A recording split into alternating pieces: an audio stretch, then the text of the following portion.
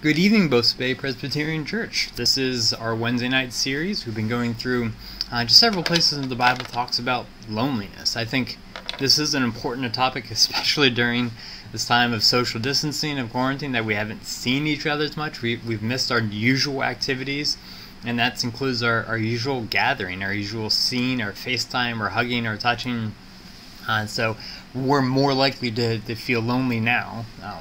But also, I think this is just an important topic for the world. I think this is offering the world something that the world needs dearly, because all of us, every person, deals with loneliness. It's something that we all struggle with. And if the Bible just offers platitudes, if the Bible just offers commands, and then a lot of the world's going to say that the Bible doesn't have anything that they need. It's not addressing their deepest concerns. If we just say, oh, this is good because your sins are forgiven, that's utterly important. But on a day-to-day basis, more people are probably concerned about, they're tired of feeling alone. No matter what they do, they're not succeeding. No matter what they do, they're not finding the happiness they're looking for. And so, absolutely, we need to talk about how the gospel is the thing that draws us into connection with the Lord, makes us united to Christ, makes us forgiven, makes us children of God, gives us an inheritance, the Spirit, that we belong to the new covenant, new creation, and that we are God's forever, and we'll dwell with Him in heaven forever. That's not optional. That's entirely necessary. But if we're going to be speaking to the world saying, hey, I think everyone's concerned about dying alone. I think everyone's concerned about not mattering. I think everyone's concerned about working, and not finding the joy and the happiness they're looking for. And then I think we need to take seriously what the Bible says about a lot of this. So, we've talked about from the very beginning how loneliness is part of the human experience, that God created, God being triune, God said, let us make man in our image. So the God who has been loving and honoring and submitting to and lifting himself up and exalting and cherishing and loving, God in community, God in three, he says, in that image I am going to make man. And so we are made in his image. That loneliness is built in. God created, he said, it's good. It's good, it's good. He said, this is good, this is good, this is good. He makes man, and then before sin, before our rebellion, before anything, he says, this is not good. And so we were designed and made for connection. And so that is a part of the basic human experience, is that we were made to connect. And when we don't, we experience loneliness. So it's part of created design, but we also see that loneliness is part of the fall. Adam and Eve had this hand-in-hand beautiful relationship. They knew each other, that they were known and accepted and loved. And there's a literal nakedness to the garden, but there's also just this emotional intimacy. This, I can just be me and you can just be you, and we can stand in front of each other and we can say that we're whole and complete. That you are acceptable to me, I'm acceptable to you, and this beauty in that is what Adam and Eve were made for, and it was good. But then what we learn is, after the fall, after they rebel, after death is introduced, after sin corrupts, after all these things, after something goes wrong, what happens to that connection is that they start to hide from each other, that they're ashamed, they hide from each other, and then they blame and attack each other too. So loneliness is part of creation, but loneliness is also part of the fall. It's a result of our rebellion. It's a result of death. Because death reigns, because sin corrupts, loneliness is part of our experience. So that's interesting, that it's both created and fallen. And I think that informs a lot of how we live. We see that something went wrong, and that produced loneliness between Adam and Eve. And that's kind of what we're going to talk about today. That Adam and Eve actually were not alone. They had each other. God was still calling to them. God comes to them in the cool of the day, says, let's walk, let's spend time together. So God was seeking them. Adam and Eve had each other, yet they're hiding, they're blaming. That suddenly being known was a scary, bad thing, rather than it drove disconnection instead of driving connection. So we're made for connection. Per when I keep saying that term, I mean that there's a giving and receiving that happens in life. When we connect, you can give gifts to one another, and you can receive gifts. That you give attention and you receive attention. That you give the gift of asking questions about each other's day, interests. So like, oh, what happened? How are you? What? And we're giving support. We're helping one another grow. We're helping one another become the kind of people that we can be. That we're supporting each other in our dreams and our goals and our ambitions. And then we have to receive all that too. That we have to take the gifts that others not take, but like receive. That we have to have that connection. So in light of that, we're often prone, instead of giving, we're prone to withhold. That I have my things, I have my attention, my love, my story, my energy, my money, my time, and I'm going to withhold those things from other people. I'm not going to give you my attention. I'm not going to give you my resources. I'm not going to give you my love. And we're also prone to take. So particularly if you're in a state of need, like I need attention, or I need these things, or like if you see people withholding too, like you're going to just snatch, you're going to take, you're going to grab the things that you think you need. And so where we're meant to be giving and receiving, we are withholding and taking.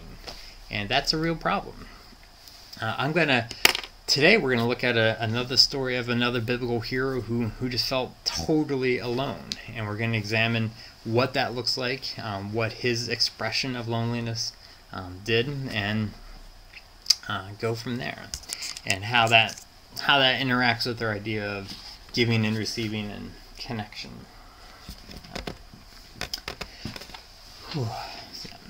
So this is the story of Elijah. This is his probably most famous story. Elijah, we're going to be in chapters 18 and 19. So Elijah is one of God's prophets. Elijah is chosen by God to be God's mouthpiece. He's chosen by God to have this deep connection that he can speak directly to God, and God gives him his word, and God says, here's what I want you to proclaim. This is a time in which the leaders of Israel have been thoroughly corrupted, that the kings, which should be pointing people towards God, should be pointing people towards holiness and righteousness, just simply they're not even pretending anymore, that they're worshiping other gods, that they are doing all manner of wicked, evil things in Israel. So Elijah has been summoned to challenge them. So the story is... the famous one is the Elijah on Mount Carmel. Elijah with this great God battle between him and the prophets of Baal. And we're going to see what's going well, what goes wrong, the result of that, and how God responds. So let's start by seeing what goes well. So here's God's prophet speaking to God's people. Chapter 18, beginning at verse 20. So 1 Kings chapter 18, verse 20. Pause if you need. So Ahab sent word throughout, so the king sent word throughout all Israel and assembled the prophets on Mount Carmel. Elijah went before all the people and said, how long will you waver between two opinions? If the Lord is God, follow him. But if Baal is God, follow him. But the people said nothing. And then Elijah said to them, I am only one of the Lord's prophet. I am the only one of the Lord's prophets left. But Baal has 450 prophets. Get 2 bulls for us. Let them choose one for themselves, and let them cut it into pieces and put it on the wood, but not set fire to it. I will prepare the other bull, put it on the wood, but will not set fire to it. And then you call in the name of your God. I will call in the name of the Lord, that God who answers by fire, he is God. So that's the famous story. Elijah's already starting to feel a little bit lonely, though. So all the people have been gathered. Elijah has to rebuke them. Elijah says, I am the only one of the prophets left. So he's feeling his aloneness in some sense. We're going to pick up the story again in verse 36.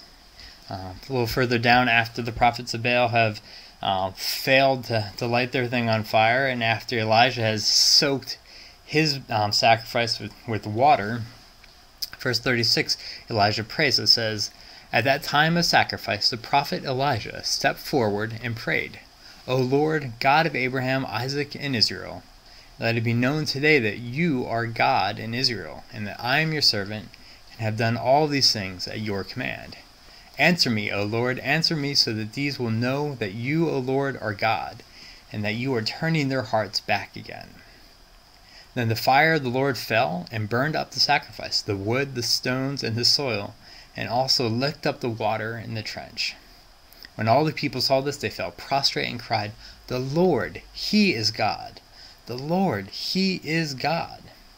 Then Elijah commanded them, Seize the prophets of Baal. Don't let them get away. They seized them, and Elijah had them brought down to Kishon Valley and slaughtered them there. So things are going really well now that all the people have gathered, and Elijah first rebuked them and they didn't listen. But then after God shows up, God answers Elijah's prayer very strongly. So Elijah just asks God for something, and God does it immediately. And part of that prayer is says, Answer me, O Lord, so that these people will know that you, O Lord, are God, and you are turning their hearts back to them. So Elijah is praying that God will be the active agent. God is turning the people's hearts back to God. So Elijah prayed for that as well as the fire.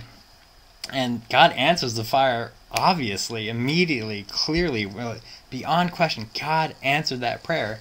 So Elijah should know that the people's hearts are turning back to the Lord. That's absolutely happening. And we see that happening because Elijah, what's it say? Verse 40 says, Elijah commanded them. Sees the prophets do this, and it says they seized them. What we're seeing here is that all the people who gathered at the request of the king are now listening to the commands of Elijah, that people are following him. People hear him, people believe him, people recognize his authority, and people are carrying out Elijah's commands.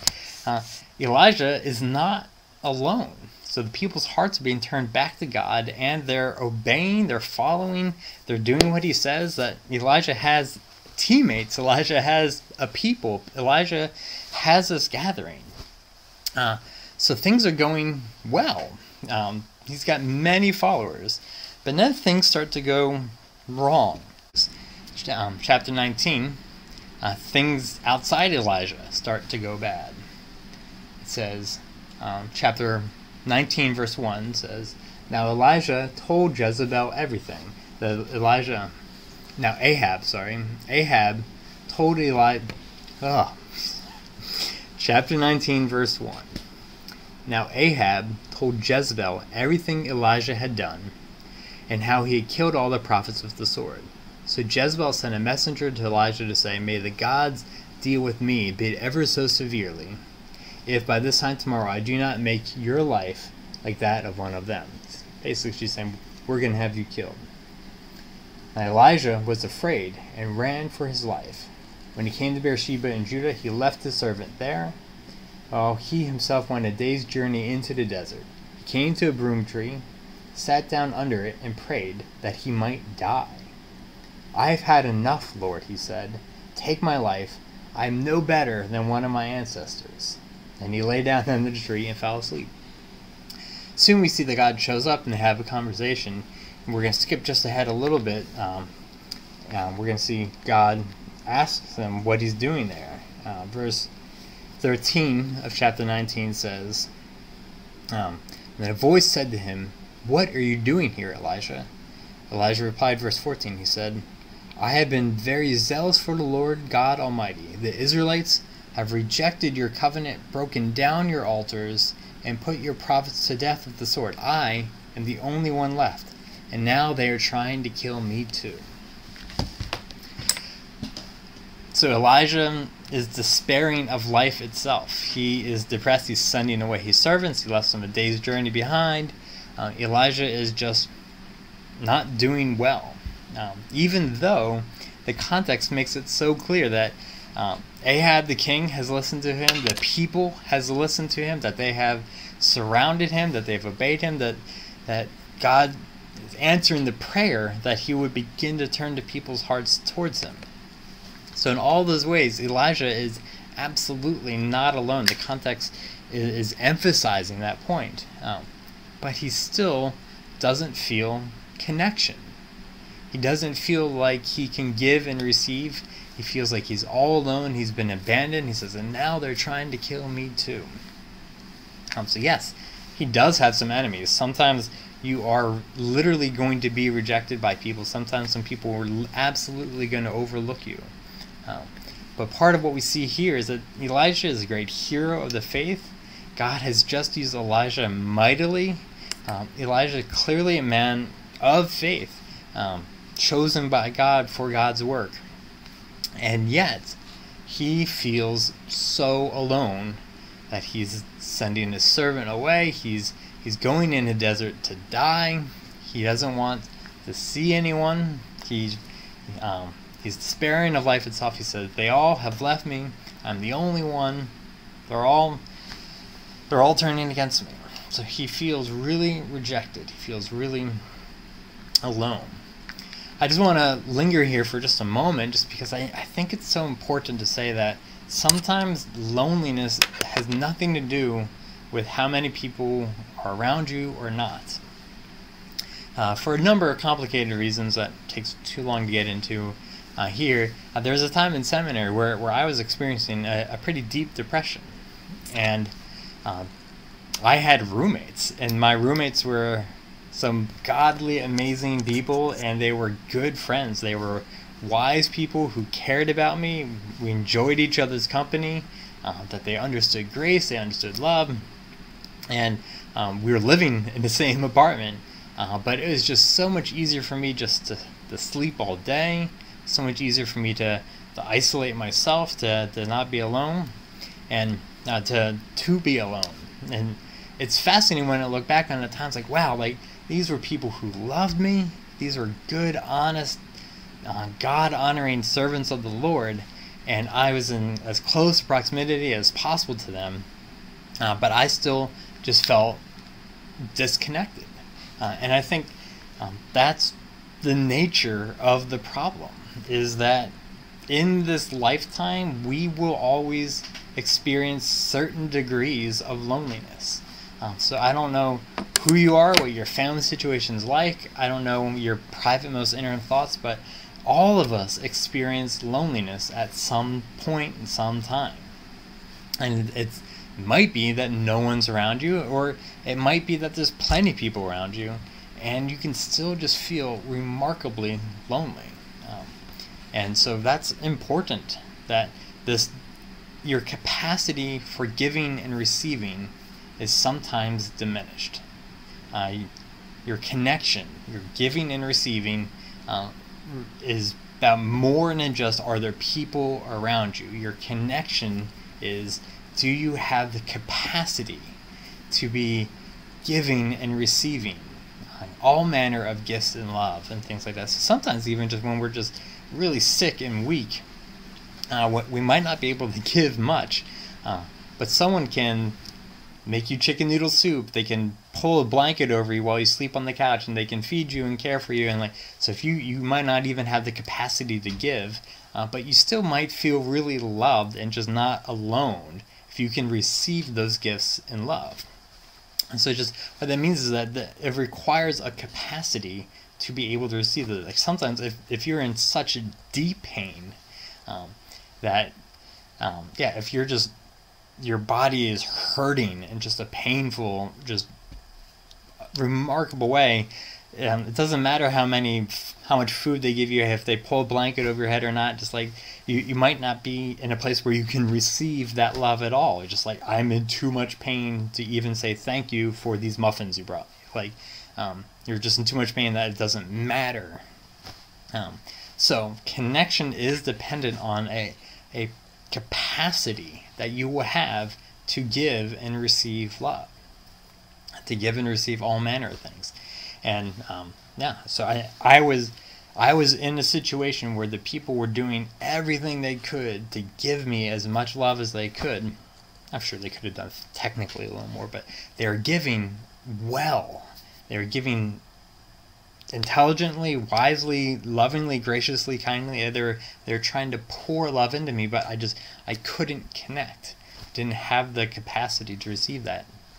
And so what that means is that loneliness is part of creation and it's part of the fall. And so that fallen part of it prevents you from getting that connection, that we're more likely to hide, we're more likely to blame, we're more likely to accuse, that all of us will experience that.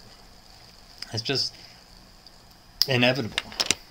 So the question is, how does God respond to Elijah's inability to connect? How does God respond to Elijah's loneliness?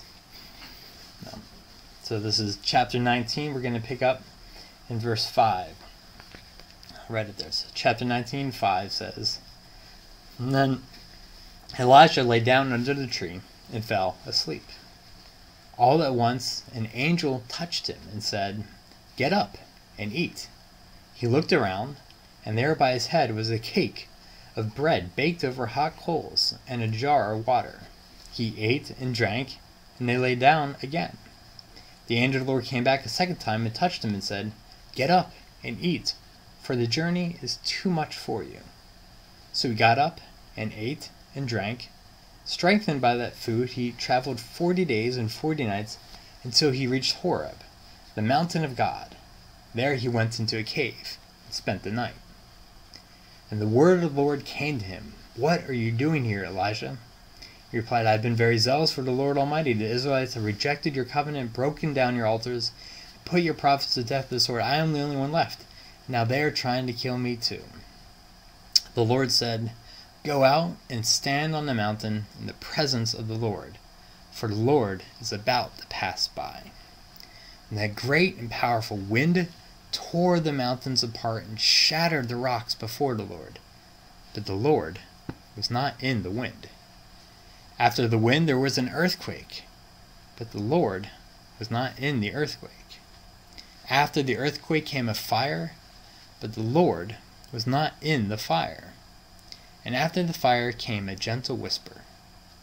When Elijah heard it, he pulled his cloak over his face and went out and stood at the mouth of the cave." How does God respond to Elijah? God bakes him a cake. It's one of my favorite passages in Scripture. It just makes me smile every time I read it. Like, God made a cake. It doesn't just make him bread. The word for bread there is included, but it's not just that. It says he made him this cake of bread. So it might not be like our birthday cakes like we know, but it was sweeter and more complex than just bread. God makes him hot food, makes him a hot meal, and says, "Wake up and eat this hot meal." And then he wakes up, he eats it, he goes back to bed. Then God says, "I know that this journey is too hard for you." So God offers him compassion. God recognizes the challenges and doesn't diminish the challenge in front of us. The thing you're trying to do, it's too hard. I know that. I see that God recognizes the difficulty of Elijah's circumstances. But God, he really gives him a gift. So he's lonely. He's accusing God's people of not responding well. He says, they're not responding well. Everyone hates me. They've forsaken your covenants. They're doing all these things, when really the evidence is that they're turning around and going towards God, not away. But God's response to him is not to rebuke him. God does not get angry. God does not judge him for having this lack of faith. Elijah is not exhorted or rebuked or ignored. God doesn't overlook it. It's just God just increases his capacity by giving him sleep. He takes 2 more naps. He falls asleep, gets the food, he has a warm meal, goes back to bed, and then God wakes him the second night. So he helps increase his capacity. He strengthens him, is what it says. But he really gives him a gift. He just gives him his presence. That on the mountain, despite the fire and the earthquake and all those things, the wind, God just shows up. Elijah gets to stand in God's presence. He gets that gift. How much like that is that of Doubting Thomas? We call him Doubting Thomas because he's doubting God. And instead of Jesus rebuking Thomas, instead of Jesus saying, Thomas, how could you not? I told you this. Everyone else here is believing. Why are you not believing? Thomas says, unless I touch him, I'll never believe. And Jesus says, okay, come touch me. That God invites that kind of heart. You'd almost expect it to be met with rebuke, with challenge. So no, you need to really dig deep. You really got to have your faith. Elijah is struggling. He wants to die, and God meets him. He gives him a cake, gives him a rest, and he gives him the gift of his very presence, something that humans don't get. And then, Thomas the same way. He has doubts, and Jesus meets those doubts. He said, please come touch me, put your hands in these holes. I'm real. This is happening. If you feel alone, God hasn't left you, and he probably hasn't left you isolated either. There's probably family members, neighbors, friends. Even if you haven't talked to them in a long time, there's somebody that if you reached out to them, they would probably be grateful you called, and like we talked about last week, and they would probably be glad to have a conversation with you. You're probably not actually alone. But if you are just feeling alone, just be there for now. Just sit in that. Just go to the Lord with it. You can challenge God to say, you have promised never to leave me nor forsake me, but I just feel so left. I feel so forsaken. God seems to enjoy honoring that kind of accusation against himself in some sense. There's this way in which we are just honest with God about what we're experiencing that God honors. And it's not because of a lack of faith or sin on our part, although sometimes sure that gets in the way. But there's just this sense of which we just don't always have the capacity to give and receive. Sometimes it's just diminished. Sometimes it practically vanishes. So if your child is just feeling really alone in your house right now, you know that you're doing everything you can to love them. You're caring for them, you're feeding them, you're asking good questions, you're wanting to play games with them, you're trying to care for them really well, but they just might feel like, oh, you don't get me at all, and leave me alone. You're not doing anything wrong, and they're not necessarily doing anything wrong either. It's not their fault in a way that they need to be blamed. It's just a condition in life. It's just a thing that happens, and the best we can do is increase one another's capacity, food, rest, comfort, presence. But sometimes it's really just waiting it out with them, and just that we can have the confidence that one day that problem will be gone entirely. That if you feel alone all the time, if you feel alone just part of the time, if you feel sad for other people who feel alone, if you see people who are just disconnected in this world and that makes you sad, know that one day that will just be taken care of. Like our created loneliness will still be there, but that's this created desire for connection, and we're going to be totally perfectly connected. And then the fallen part of our loneliness will be completely removed. Is going to be just taken from us entirely, And so we are going to have the capacity to give and receive perfectly. And so one day, all loneliness is going to be totally removed. Until then, just practice and increase your capacity to give and receive. Ask yourself, what situations are you most prone to withhold? What situations are you most prone to take? Are you in desperate need right now? If you are in real need, like if you're so hungry and other people have food and you don't have food, you're going to be tempted to take that food. And maybe they're being sinful in their withholding of that food from you. But just the important thing is that you can label and identify these things, that you can recognize, oh, like my need right now is so great that I'm actually not going to be able to connect. My need right now is so great that, or just saying like, I'm so afraid, I'm so scared, like I'm withholding because I'm afraid that if I give, then I will just empty instead of having it returned to me. Any number of those things. Examine why you withhold. Examine why you take, and increase your capacity to give and receive. So that starts with the Lord. Like God is always giving good and perfect gifts. Try just being grateful for a sunset. Try being grateful for getting to go back to the beach soon. Be grateful for any of these small gifts. And practice gratitude for small things, that you can receive the small gifts that God has given you. Give Him things. Give Him worship. Give Him time. Give Him glory in conversations. Tithe to the church if you're able.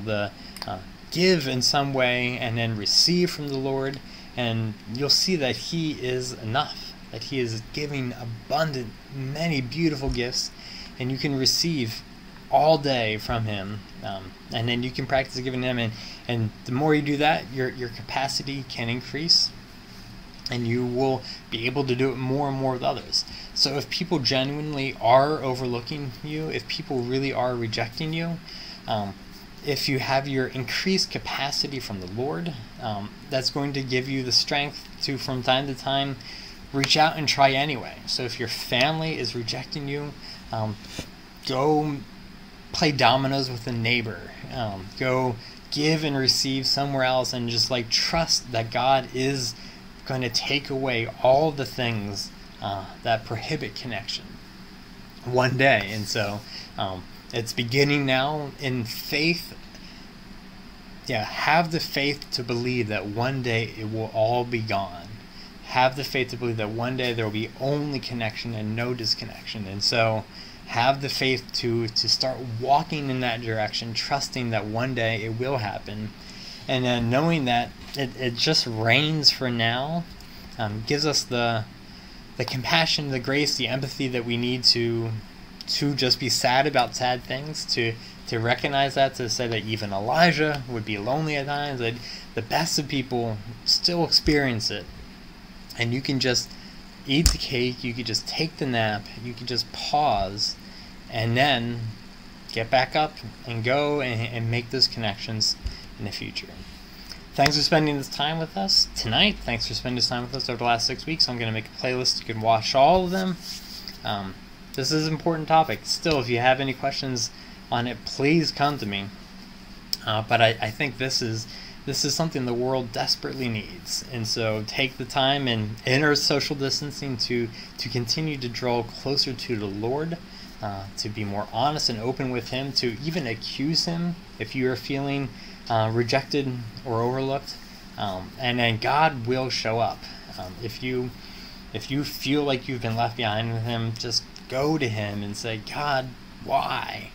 And that's exactly the kind of prayer He just loves to answer. So in prayer tonight, be in prayer for yourself. Just ask that God would grant you a greater honesty and intimacy with Him, that the barriers between you and you being honest with the Lord would be taken more and more, and that would increase your capacity to give and receive with Him. Spend time in prayer just enjoying the giving and receiving with God that you already experience, And then ask God that would increase your capacity for that in all other areas as well. And as we've been doing these last 6 weeks, just pray for those around the island who are especially lonely at this time. And so think about ways in which we can be caring for one another, but pray for their loneliness, that God would meet them, and then that God will put it on your heart to reach out with the phone calls, with the WhatsApp texts and messages, and pray that God will remove corona from us. God would heal our land so that we can meet again in person sooner rather than later. Thank you.